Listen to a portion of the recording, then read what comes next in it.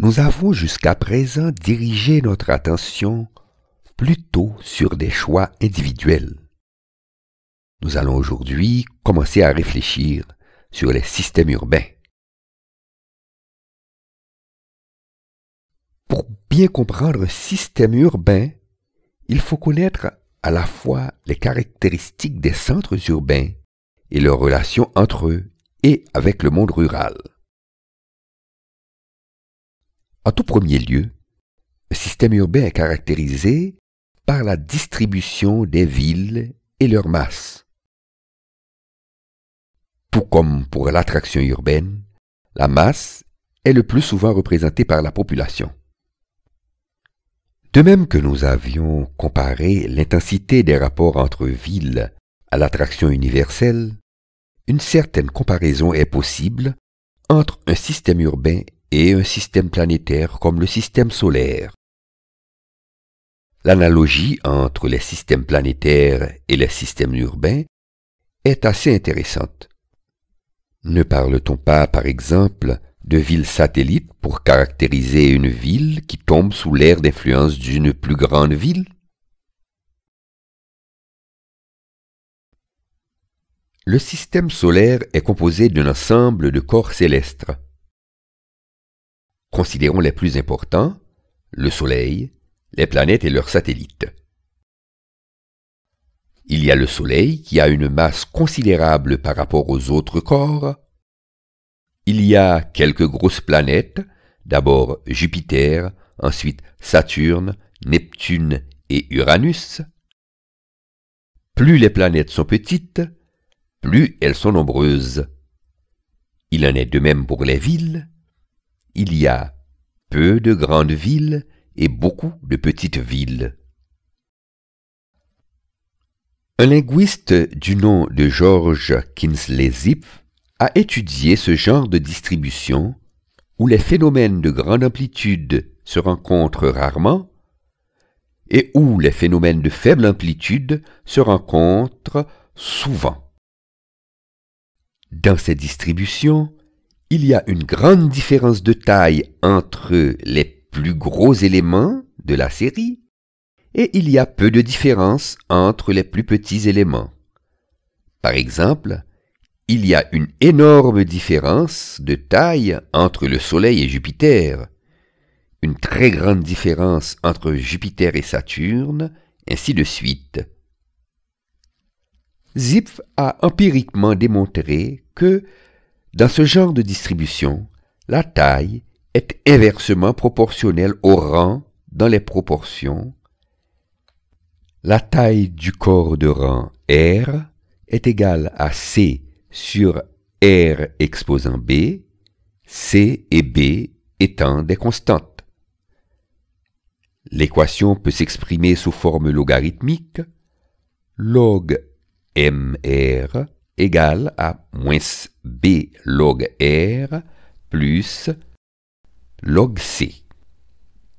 Dans le cas du système solaire, si l'on considère les 51 corps les plus importants et de masse connue, Soleil, planètes et satellites, et que l'on représente sur un graphique avec sur l'axe des X le logarithme du rang et sur l'axe des Y le logarithme de la masse, le nuage de points prend sensiblement la forme d'une droite de pente descendante, comme dans le modèle de Zipf.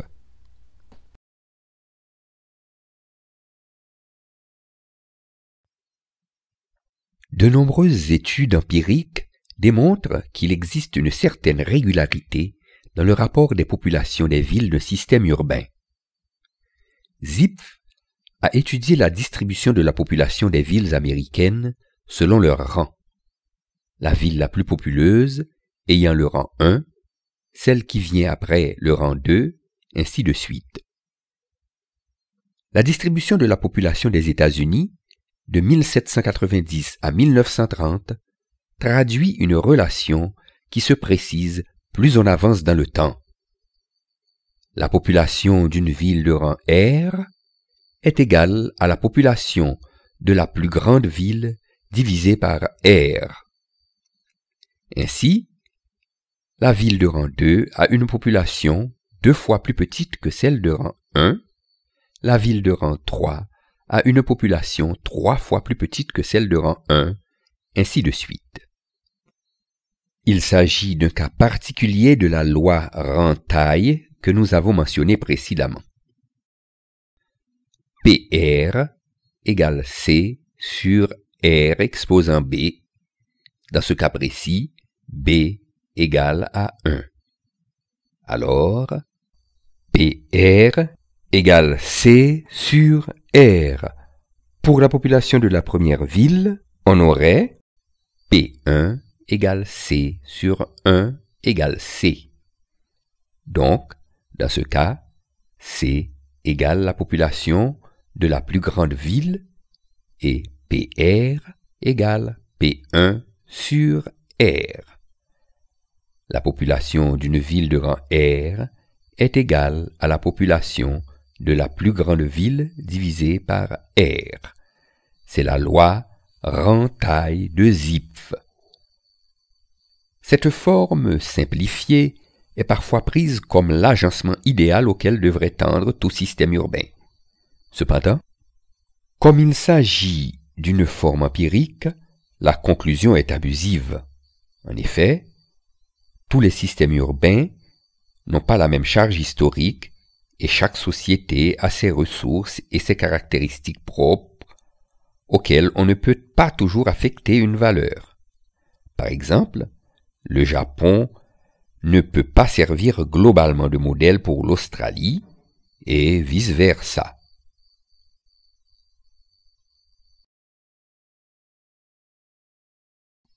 Bien qu'ils aient chacun leur spécificité, pratiquement tous les systèmes urbains de tous les pays se rapprochent de l'équation PR égale C sur R exposant B ou, sous forme logarithmique, log PR égale moins log R plus log C.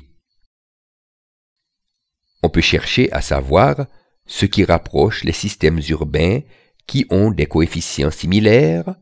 On peut aussi chercher à savoir ce qui différencie les systèmes urbains de coefficients dissemblables. Dans la plupart des cas, B se rapproche effectivement de 1. C'est le cas, comme déjà mentionné, des États-Unis, B égale 1,1. C'est aussi le cas de la France, avec B égale 0,96, du Canada, B égale 1,2, du Brésil, B égale 0,8, et de Cuba, avec B égale 1,1. Dans tous ces cas, on admet que la distribution rang-taille des systèmes urbains suivent la loi de Zipf.